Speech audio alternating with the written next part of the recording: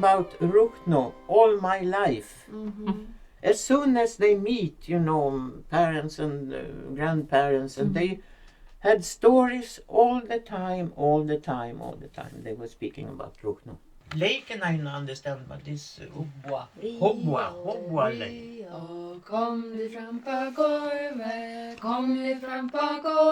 och dans med mig. Brio, kom ni fram på golvet och dans med mig. My invitation. I didn't know. Yeah, it's 7 o'clock in Kulturi 8. Kultur. And we will tell a story of your grandfather. I think you should come.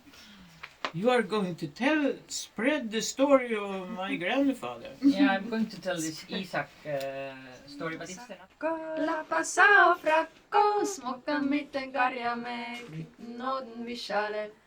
Okay. Strade sig.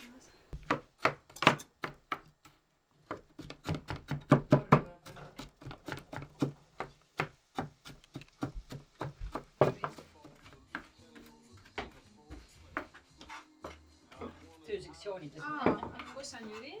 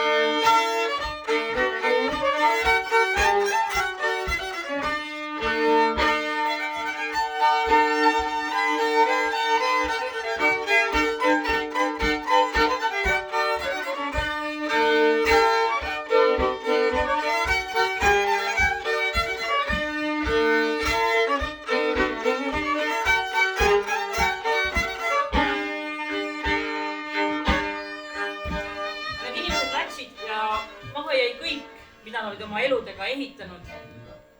Maha jäid koduloomad, talud, põllumaad, saak jäi veel põllule. Ja võib-olla kõige valusam oli vaadata neid kaldavees jalgupidi ulguvaid ja haukuvaid koeri, kes ei näinud oma peremehi mitte iialgi. Ja Ruhnus hakkas peale täiesti uus elu. Tulid uued inimesed, tuli uus muusika, tulid uued lood.